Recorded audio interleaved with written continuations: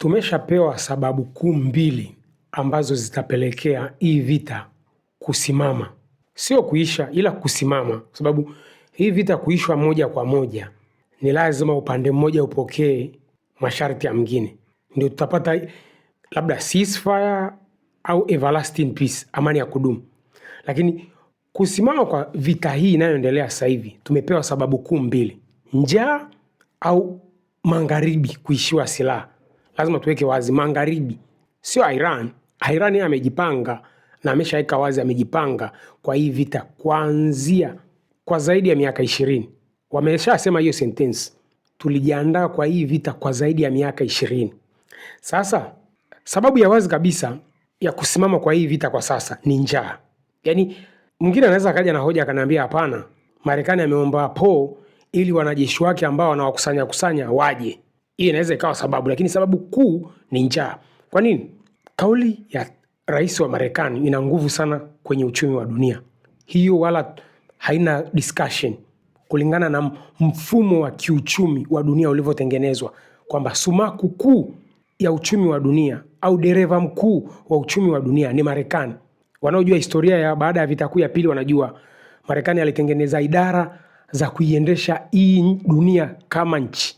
Yaani kama vile rais mpya wa nchi yetu anavyochaguliwa, anakwenda Dodoma, anatengeneza kabineti yake, boom. Hivyo ndivyo Marekani alivyofanya baada ya vita kuu ya pili. Kwa hiyo mwendeshaji mkuu wa uchumi wa dunia ni Marekani. Kwa hiyo sentensi yoyote ile ya rais wa Marekani au kutoka department yoyote ya nchi ya Marekani inatikisa uchumi wa dunia. Inaweza ikatikisa uchumi wa dunia chanya au hasi. Sasa kauli ya Trump ya jana imeleta hali nzuri kwenye bei ya mafuta. Ile kauli yake tu ya kusema siku 5 tuko kwenye mazungumzo, japokuwa ilikuwa ni uongo. Iran wameshathibitisha kwamba hawajaongea na huyu bwana, wala hawakuwa na interest ya kuongea na huyu bwana, kwa sababu wameshadanganywa kwenye mazungumzo mara ngapi. Wao wenyewe wanakumbuka ni mara ngapi tulikuwa kwenye mazungumzo tukavamiwa pasipo hata sisi kuwa na maandalizi yote ya vita. Wa Iran sio wajinga. Wakati wa Iran wanapambana kukanusha taarifa za Trump kwamba hawajafanya naye mazungumzo wala hawakutaka mazungumzo, Trump yeye amesema kwamba wamenipigia simu wala sio mimi nimewapigia simu. Sikilize Trump mwenyewe. They called, I didn't call, they called. They want to make a deal. And we are very willing to make a deal. It's got to be a good deal. And it's got to be no more wars, no more nuclear weapons. Mwana Trump anapojigamba kwamba wao ndio wamepiga simu, sio Marekani. Unaona mkubwa ambavyo hapendi kukubali kwamba ameshindwa. Siku zote mkubwa hakubali makosa. Kitu watu wanaweza wakawa wanajifariji nacho kwa wenzetu huko magharibi ni hali ya mafuta kushuka bei. Kama nilivyokuwekea kwenye chat hapo, Bloomberg Fast wakatuletea hiyo chat jinsi ilivyokuwa inayumba mpaka ikaja hapo kwenye 100. Pia naomba nikusomee hii taarifa ya huyu mbunge mmoja wa zamani nahisi, kwa sababu hawa wanasiasa wao wanatoa codes fulani ambazo zina ukweli ndani yake. Tunakumbuka kodi ya Anthony Blinken namna hii vita itakavyoisha, na bado kodi zake ziko mle. Yani alichokisema Anthony Blinken ndo umo. Njaa haivumiliki. Kwa lazima itafutwe namna hii vita itakavyomalizwa haraka kwa sababu ya njaa. Sasa huyu mbunge wa zamani, huyu mwanamama amesema hivi, nisome mazungumzo yake. Nisome maelezo yake. Energy lockdowns are starting in the Middle East and parts of Asia, with Europe likely being affected. Inflation is going to skyrocket and global food supplies will be affected. This was should not have happened, and now many people will suffer, including Americans. Unnecessary chaos. Huyu mwanamama ana make sense. Kitu ambacho nimeshakizungumzia huko nyuma kwamba kuna sehemu watu wanapata mafuta kwa kupanga mstari. Wengine wana booking mafuta. Wengine wamepunguza siku za ufanyaji kazi kwenye nchi zao kwa sababu ya hali ngumu ya upatikanaji wa mafuta. Kwa kifupi, tunatumia sentence moja: njaa imeshaanza kuitafuna dunia. Msababishaji mkuu nani? Trump, sio Iran. Usio na akili ndogo ukasema ni Iran. Iran walikuwa kwenye mazungumzo, Iran akavamiwa. Trump na Israel ndio wakulaumiwa. Usio na akili kusema sijui mfereji wa Hormuz melelele. Ungefanyaje kama si ungetumia silaha ulionayo kujitetea? Kwa sababu kuna mwingine anaweza kana akili za kitoto, kama kuna mmoja aliniandikia comment ikanitia hasira kweli. Nikahisi huyu ameprogramiwa kweli kweli. Sijui International Maritime, sijui wewe. Sasa kuna taarifa Arachi amenipa, nilikuwa sijui. Kumbe choke point nyingi duniani watu wanachajiwa kupita. Maskini ya Mungu, ndo narudi pale pale. Unajua ndugu zangu, acha ngoja niongee udini kidogo. Dini ya Uislamu ina advocate ubinadamu sana. Angalia hata lifestyle ya Waislamu kawaida, wana advocate ubinadamu. Shida ni kwamba Waislamu wanavyoguswa kwenye sheria zao, wanavyojibu ndio wanaonekanaga wabaya. Tuwe wa Kristo. Embu tuongee ule ukweli ndugu zangu. Wenzetu wako very pragmatic. Kwa hiyo miaka yote Irani alikuwa kwenye vikwazo vya kiuchumi, hakuwaza kuchaji fedha kwenye mfereji wa Hormuz kama wenzake. Sasa nataka nikusomee hizi choke point ambazo watu wanachajiwa fedha na Irani alikuwa achaji. Kwanza taarifa ya Irani kuchaji dola milioni 2 nadhani nishaisema, naona inasisitizwa sana sehemu mbalimbali. Lakini nadhani walikuwa Financial Times au nani wale. Kuna gazeti la kwanza kabisa kutupa hii siri kwamba Irani ameshaanza kuchaji dola milioni 2. Lakini baadaye zikaza kama kuna msuguano, lakini huo ndio ulikuwa ukweli.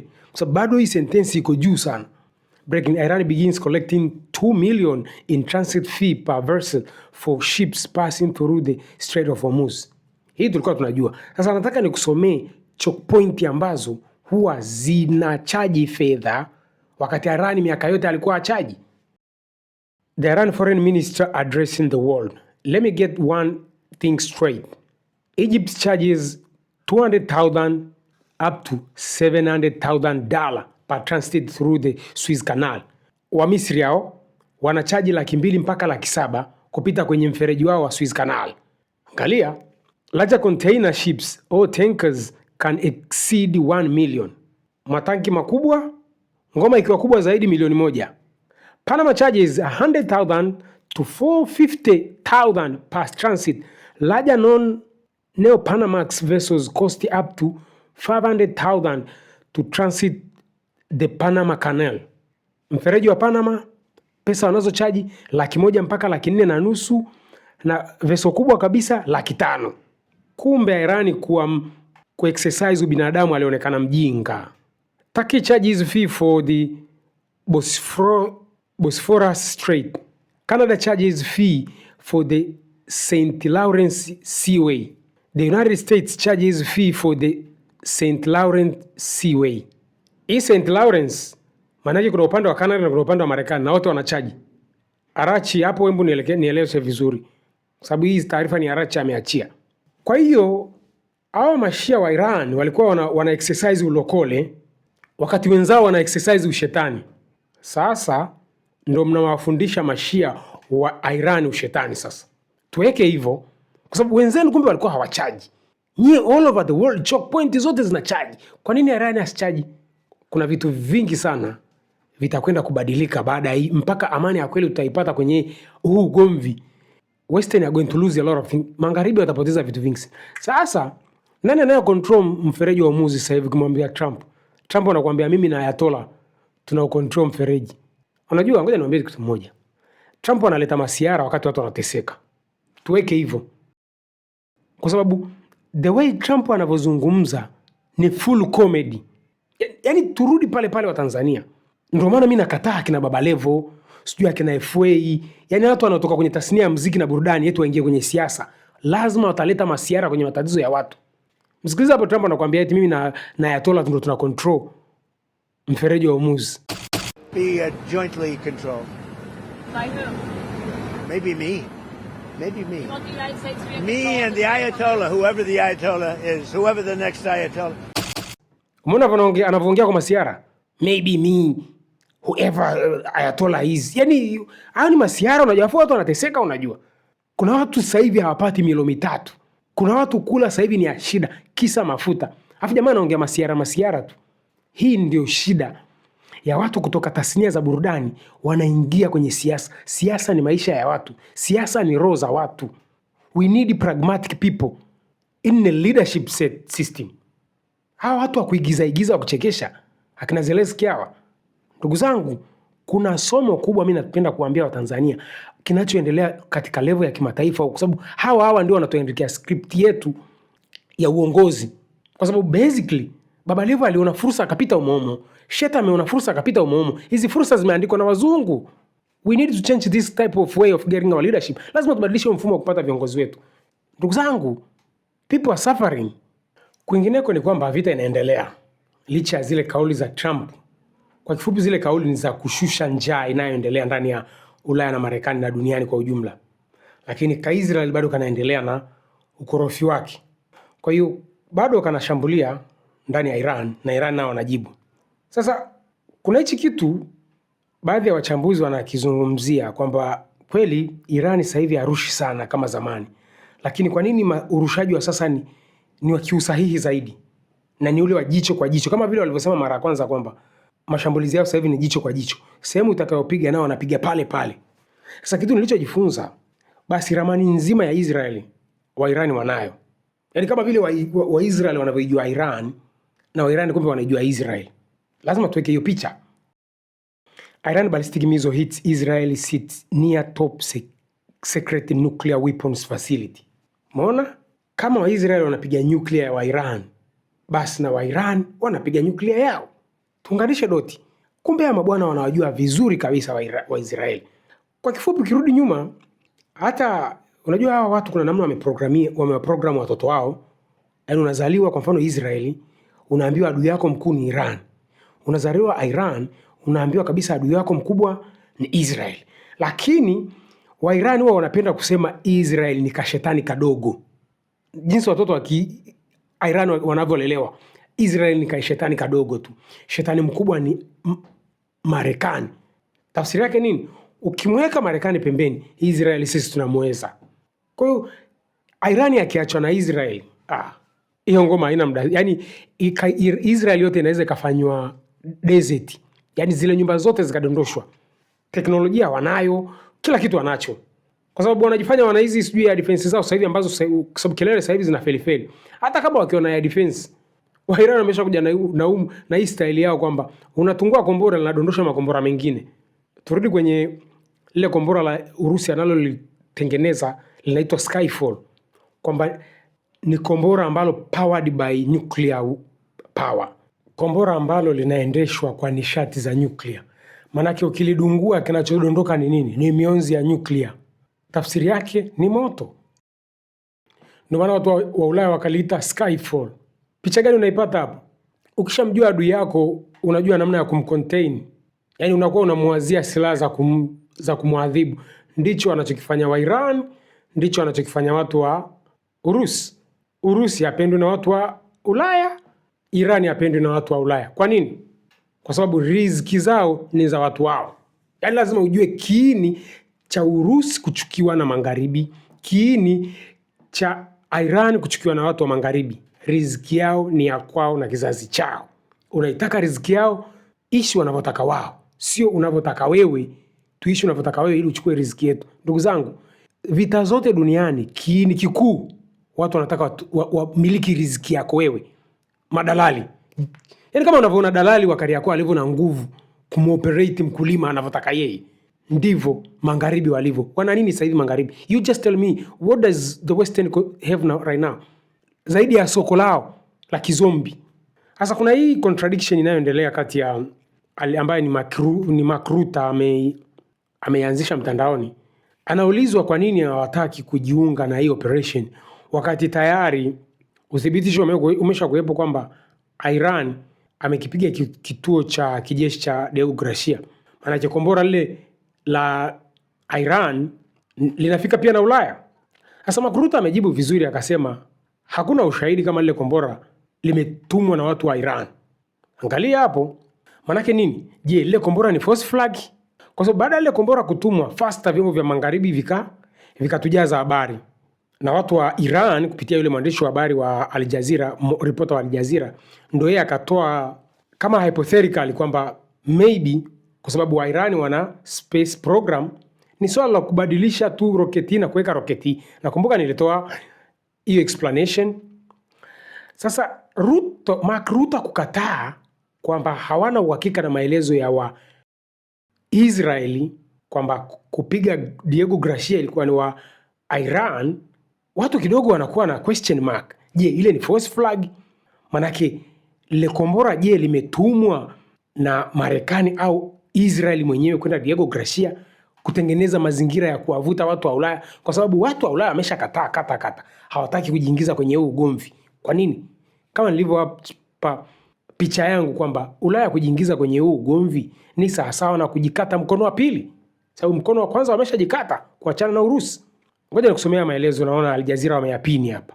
NATO Secretary General Mark Rutte says the alliance cannot confirm Israel's claim that missiles targeting Diego Garcia were Iran intercontinental ballistic missile.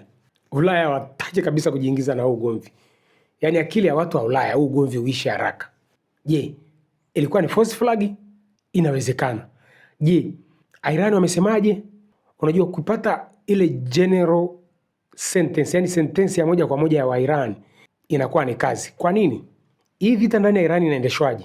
Ile mosaic structure kwamba decentralized but organized. Kivipi? Israel anavyopigwa makombora yanatoka mikoa tofauti tofauti. Kwa hiyo nataka niongee kwa picha ili watu waelewe jinsi gani Israel inapigwa au Marekani na washirika zake wanavyopigwa pale Mashariki ya Kati. Taarifa inaweza ikatoka kwamba leo mashambulizi yatafanywa na mkoa, natoa mfano hapa nyumbani sasa, labda tuko vitani na nchi fulani. Mashambulizi ya leo yataendeshwa na mkoa wa Kilimanjaro. Kwa kazi ya mkoa wa Kilimanjaro atapewa tu target za kupiga. Kwa mikoa mingine yote itatulia, mashambulizi yatafanywa na mkoa wa Kilimanjaro. Siku inayofuata labda mashambulizi yataendeshwa na mkoa wa Mtwara. Siku inayofuata labda mashambulizi yataendeshwa na mkoa wa Mbeya. Nakupa hiyo picha ni namna gani Israel inavyopagawa. Kwa nini Israel anapenda sana kupiga mkoa wa mji mkuu Tehran? Kwa sababu Tehran ndio kama command control. Kwamba anaamini kwamba pale Tehran ndipo order zinatoka zinasambaa huku kwenye miji mingine namna strike zitakavyoendeshwa. Sijui unaipata picha? Manake kazi ya Dodoma ni kutoa order kwenye mikoa mingine ni namna gani mfumo wa makombora utarushwa. Nakupa hiyo picha ili upate namna gani ile decentralized but organized structure inavyofanya kazi pale Iran. Ndio maana hii vita Israel ameshindwa kabisa kuipigana. Kwa sababu hajui kichwa ni kipi ili akiponde kile kichwa mchezo uishi. Khamenei ameuawa lakini system iko intact. Yaani kama vile hamna kilichotokea, ndio maana ndio kichwa kinachowauma Marekani na Israel. Na hata baadhi ya wachambuzi wa military wanasema kama vile hakuna kilichotokea. Very complicated system. Kumbuka, hii ndio system hata mimi na advocate. Haiwezekani mtu mmoja kutuamulia maisha sisi watu milioni 60 plus. We need to change the system. We need a decentralized but organized system. Kwa hiyo tunaweza tukasema mtu mzima Trump kwa kutumia power waliojitengenezea duniani ameamua kucheza na microphone, kushusha bei ya mafuta na kuamsha masoko ya hisa ambayo yalikuwa yanaelekea kubaya. Huyo ndio bwana Trump aka mchekeshaji. Yeye vitu vyake vyote anaviendesha comedy tu wakati watu wanateseka. Ni vizuri kujua uhalisia wa jinsi gani dunia inavyoendeshwa na sio tu kumeza matangopori ya media za mabepari. Kina Fox News, kina BBC, wewe unajimezea tu. No, lazima ujue ukweli ambao ni behind the scene. Njaa ndio inayomuumiza kichwa Trump. Hakuna kingine. Maybe silaha wanazo za kutosha, ilo hatuwezi kuwabitia. Lakini swala la njaa wameshindwa kulicontrol. Kumbuka nilikwambia Hormuz nini? Hormuz ni shingo ya dunia. Na Iran ameshajua hii ni shingo na anaingangania mpige umpigavyo, lakini haiwezi kuiachia hii shingo. Lazima dunia itasarenda yenyewe. Hakuna kitu kizuri kama kujitambua na kutambua thamani yako na kuisimamia thamani yako. Lazima dunia itakuheshimu tu. Watanzania hatuna elimu ya kujitambua, hatuna elimu ya kutambua rasilimali zetu, bali kuna aliens wamejivika ukiranja kwamba wao ndio wanatujua sisi kuliko wao. Kwa nini? Kwa sababu the same aliens ndio wametuandikia mfumo wa elimu. Unamaliza chuo kikuu, huijui nchi yako, unaweza kuajiriwa tu. We need to change this. Na the only one who can help us change this ni jeshi la kujenga taifa. Kwa sababu jeshi la kujenga taifa haliwezi kutengeneza mazombi, haliwezi kutengeneza mazezeta, litatengeneza watu ambao wanajua rasilimali zao, wanajua mazingira yao na kucontrol mazingira yao kwa faida ya nchi. Tuelimike, tusiwe wasomi.